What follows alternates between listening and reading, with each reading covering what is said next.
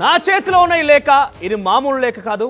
సుమారుగా 10 మంది అమ్మాయిలు 10 మంది మహిళలతో ఒక ఎమ్మెల్యే అక్రమ సంబంధమా లేకపోతే వారిని శారీరకంగా వాడుకున్నాడని వారిని నయవంచన గురి చేశాడని ఏకంగా ఆ ఎమ్మెల్యే పేరును ఉద్దేశించి వారి వివరాలతో సహా ఒక వ్యక్తి ఆంధ్రప్రదేశ్ ముఖ్యమంత్రి చంద్రబాబు నాయుడుకి పంపించిన లేఖ ఇది. సో ప్రస్తుతం సత్యవేడు ఎమ్మెల్యే టీడీపీ ఎమ్మెల్యే కోనేటి ఆదిమూలం తీరు చర్చనీయాంశంగా మారింది. ఎమ్మెల్యే ఆదిమూలం రాసెళ్లపైన సీఎంకు సత్యవేడు ప్రజానికం పేరుతో ఒక లేఖ జారీ చేయబడింది. సో ఆ లేఖలో ఆ మహిళల పేర్లు, ఆ మహిళలకు సంబంధించినటువంటి అడ్రస్, మహిళల ఫోన్ నెంబర్లు అన్నీ ఉన్నాయి. సుమారుగా 10 మంది అమ్మాయిలతో 10 మంది మహిళలతో సత్యవేడు ఎమ్మెల్యే ఎక్కడెక్కడ ఏం చేశాడు, ఎలా వారిని టార్చర్ చేశాడు, ఎలా వారిని ఇబ్బందులకు గురి చేశాడు చాలా క్లియర్గా ఆ వ్యక్తి మీరు చూడొచ్చు లెటర్లో కనబడుతోంది. ఏం రాశారు ఏంటి అనేది చాలా క్లియర్గా పూర్తిగా కూడా ఇందులో మెన్షన్ చేశారు. ఈ లేఖ ఎవరు రాశారని కొంత సమాచారం తెలియాల్సి ఉంది. కానీ చాలా క్లియర్గా ఇట్లు తమ విధేయులు సత్యవేడు ప్రజానికం అంటూ ఆ పేరుతో, అంటే సత్యవేడు నియోజకవర్గ ప్రజానికం పేరుతో ఈ లెటర్ అనేది ముఖ్యమంత్రి చంద్రబాబుకు ముఖ్యమంత్రి కార్యాలయానికి జారీ చేయడం, ముఖ్యమంత్రి కార్యాలయానికి పంపించడం జరిగింది. మరి ఈ లేఖలో చాలా క్లియర్గా మహిళల పేర్లు ఉన్నాయి, వారికి సంబంధించిన వివరాలు ఉన్నాయి, వారి ఫోన్ నెంబర్స్ ఉన్నాయి, అడ్రస్లు కూడా ఉన్నాయి, ఎక్కడెక్కడ ఏం చేశాడు, ఎలా చేశాడు, ఎక్కడెక్కడ ఫామ్ హౌస్లో వారిని తీసుకెళ్ళాడు, ఎలా వారిని టార్చర్ చేశాడు, ఆ మహిళలకు ఏమేమి ఇచ్చాడు, ఆ కాంట్రాక్ట్లు ఇచ్చాడా, డబ్బులు ఇచ్చాడా, చీరలు ఇచ్చాడా, నగలు ఇచ్చాడా, ఇలా అన్ని వివరాలు పూర్తిగా ఇంత దగ్గరగా చూసిన వ్యక్తి అంటే తప్ప ఇంత క్లియర్గా ఏకంగా వారి పేర్లు, అడ్రస్లు, ఫోన్ నెంబర్లు, వారికి ఏమి ఇచ్చాడు అనేది కూడా ఇంత చెప్పడం చాలా కష్టంగా మారే అవకాశం ఉంటుంది. సో మీరు చూడండి, ఇక్కడ ఒక విషయం మీకు చెప్పాలనుకుంటున్నాను. 4th పాయింట్లో మీకు కనబడుతోంది, అక్కడ పేరు లేదు కాబట్టి నేను చెప్తున్నాను. యానాది ఎట్టు గ్రామంలో 2 మహిళలను వాళ్ళను శ్రీ సిటీ గట్ హౌస్లోకి తీసుకుపోతాడు. సో ఇలా ఎంత పక్కాగా అంటే సత్యవేడులో ఒక మహిళ అమ్మాయి బాగుందని రప్పించుకొని 10 ఎకరాల పట్టా చేసి ఇచ్చాడట.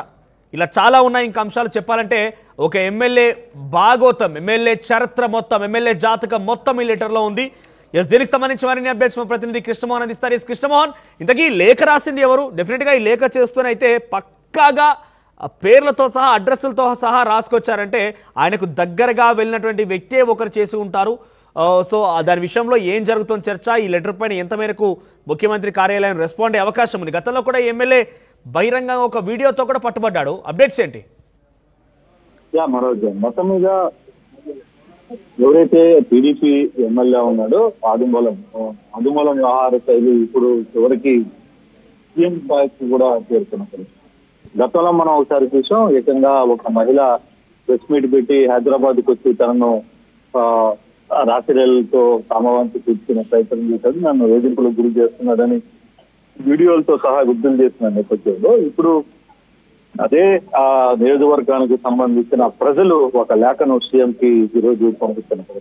ఆ లేఖలో చాలా క్లియర్ గా, అంటే చాలా డీటెయిల్డ్ గా ఆదిమూలం ఏ మహిళని ఎక్కడెక్కడ తన అవసరాలకు వాడుకున్నాడు, అతను చేసే రాస లీలలు ఎవరెవరితో ఉన్నాయి, వాళ్ళ ఫోన్ నంబర్లు ఏంటి, వాళ్ళ పేర్లు ఏంటి, ఇట్లా ప్రతి విలేజ్ లో, అంటే సచివాలయ నియోజకవర్గంలో ఉన్న విలేజులతో పాటు పక్కన ఉన్న కొంతమంది మహిళా అధికారులు, కొంతమంది మహిళా గ్రామస్తులు, కొంతమంది సర్పంచులు, కొంతమంది మహిళలు, ఇట్లా డీటెయిల్ గా లేఖ రాస్తూ దానికి సంబంధించిన వ్యవహారాన్ని అంతా కూడా సీఎం డెస్క్ కి పంపించారని.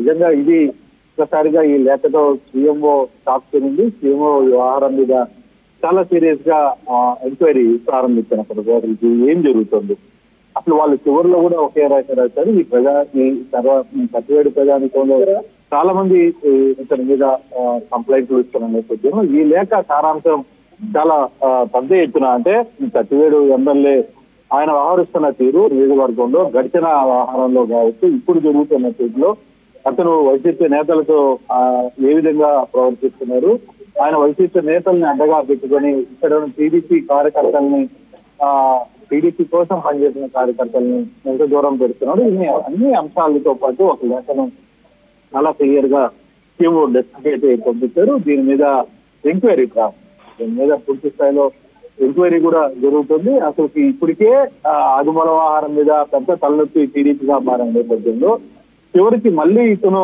తన దారి మారలేదు. గతంలో వ్యవహారాన్ని సీరియస్ గా తీసుకుంది, పార్టీ కార్యక్రమాలకి కొంతగా దూరంగా ఉంటుందని చెప్పినా సరే కొన్ని ఒత్తిళ్ల వల్ల పార్టీ తిరిగి అతన్ని ఎమ్మెల్యేగా కొనసాగుతుంది, పార్టీ తత్రం అంతా అక్కడే ఇచ్చింది, అతనికి ఆదిమూలం చేసిన నేపథ్యంలో ఈ వ్యవహారంతో ఇప్పుడు ఈ పరిస్థితులు ఎలా మారబోతున్నాయి, ఏం జరగబోతుంది అనే చర్చ అయితే జరుగుతుంది.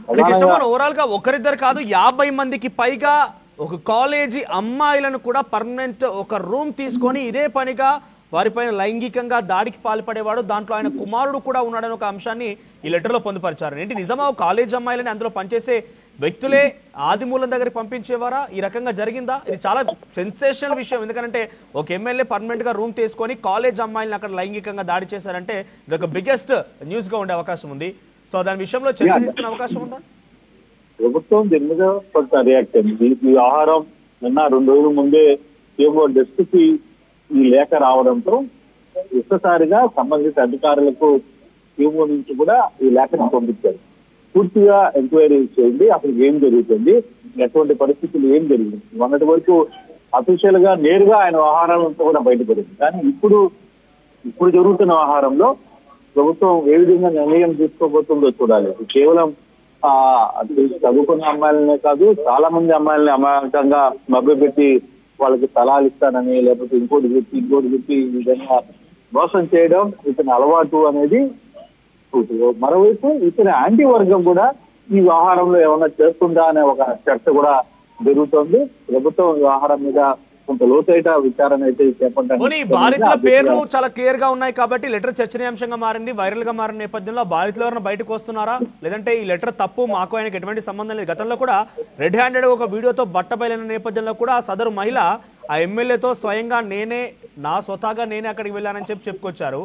సో అదొక చర్చ జరిగింది. ఇప్పుడు కూడా ఈ 10-20 మంది పేర్లతో ఎవరైతే మెన్షన్ చేసి క్లియర్ గా పేర్లతో సహా ఫోన్ నెంబర్లు అడ్రస్ కూడా మెన్షన్ చేశారు లెటర్లో. కాబట్టి ఎవరన్నా ఎస్ మాకేం సంబంధం లేదు, మా పేరు తప్పుగా మెన్షన్ చేశారని బయటకు వచ్చి ఈ లెటర్కి వ్యతిరేకంగా చెప్పడం కానీ, అవును మేము ఆదిమూలం చేత బాధించబడ్డ వాళ్ళమని సపోర్ట్ ఇవ్వడం కానీ ఏమైనా జరుగుతోందా? అంటే ఇప్పుడు వరకు ఈ లేఖ వ్యవహారం చాలా లోతుగా ఎవరికి తెలియకుండానే ఎంక్వైరీ స్టార్ట్ అయింది. ఇప్పుడు ఈ లేఖ బయటకి వచ్చింది కాబట్టి సో ఇప్పుడు బాధితులు ఎవరైనా బయటకు వస్తారా, ప్రభుత్వం సైడ్ నుంచి ఈ వ్యవహారంలో ఎంక్వైరీ ఏ విధంగా జరుగుతుంది, జరిగిన ఎంక్వైరీలో బాధితులు ఎవరైనా ముందుకు వచ్చి మాట్లాడే ప్రయత్నం. బేసిక్ గా ఇటువంటి వ్యవహారాల్లో బాధితులు బయటకు వచ్చి మాట్లాడే పరిస్థితి ఉండదు. ఇంటర్నల్ గానే వాళ్ళకున్న సమస్యను చెప్పుకోగలరు. కానీ మహిళలు బయటకు వచ్చి నాకు ఈ విధంగా జరిగిందని చెప్పుకోవడం, అందులో గ్రామాల్లో ఇటువంటి వ్యవహారాలు చెప్పడం కొంత ఇబ్బందికరమైన అంశాలు. ఆ గ్రామాల్లో ఒక చిన్న ఇష్యూ జరిగినా ఊరంతా ఈ వ్యవహారం తెలిసిపోతుంది. కాబట్టి అక్కడ ఎవరు బయటకు వచ్చి మాట్లాడే పరిస్థితి ఉంది. ఏదైతే ఎంక్వైరీ చేశారో ఆ ఎంక్వైరీకి సంబంధించిన వ్యవహారాలను అంతా కూడా కొంత జాగ్రత్తగానే వ్యవహారాన్ని ప్రయత్నం అయితే చేస్తుంది. ప్రభుత్వం కూడా అసలు చాలా వ్యూపంగా వ్యవహారాన్ని వించి వ్యవహారాన్ని ఎంక్వైరీ ప్రారంభించింది. వ్యవహారం మామూలుగా బయట పెట్టాలనుకుంటే చాలా పెద్ద స్థాయిలో పెద్ద రచ్చర్ అయ్యే పరిస్థితి అయితే ఉంది. కానీ చాలా వ్యూపంగా అందులో పూర్తిగా మహిళలకు సంబంధించిన వ్యవహారం కాబట్టి అందులో పార్టీ ఇంటర్నల్ గా వ్యవహారాన్ని చాలా సీరియస్గా తీసుకునే ప్రయత్నం చేసింది. చాలా వ్యూపంగా ఈ వ్యవహారం నుంచి నడిపించే ప్రయత్నం అయితే చేస్తుంది. చూడాలి ఈ వ్యవహారం మీద బాధితులు ఎవరైనా బయటకు వస్తారా, వస్తే ఎటువంటి ప్రక్రియ ఉండబోతుంది, ఏ విధంగా ముందుకుంటుంది అనే అంశాన్ని కూడా కొన్ని రోజుల్లో ఈ వ్యవహారం పూర్తి స్థాయిలో విచారణ జరిగే పరిస్థితి చాలా స్పష్టంగా కనబడుతుంది. Right Krishnamohan, thank you for the update. So మొత్తం మీద ఏపీ సత్యవేడు నియోజకవర్గ టీడీపీ ఎమ్మెల్యే కోనేటి ఆదిమూలం విషయం చర్చనీయాంశంగా మారింది. దానికి సంబంధించి ఒక లేఖ నా దగ్గర కూడా ఉంది. సత్యవేడు ప్రజానికం పేరుతో ఒక లెటర్ సీఎంఓ కార్యాలయానికి చేరుకుంది. దీంట్లో చాలా క్లియర్గా ఎవరెవరి దగ్గర ఆయన ఎటువంటి నయవంచనకు పాల్పడ్డాడు, ఏ రకంగా వారిని ఇబ్బందులకు గురి చేశాడు, ఏ రకంగా వారిని ఇబ్బంది పెట్టాడు, ఏ రకంగా వారిపైన లైంగికంగా దాడికి పాల్పడ్డాడు, అమ్మాయిల పేర్లు ఆ మహిళల పేర్లు పక్కా ప్రూఫ్స్తో సహా నెంబర్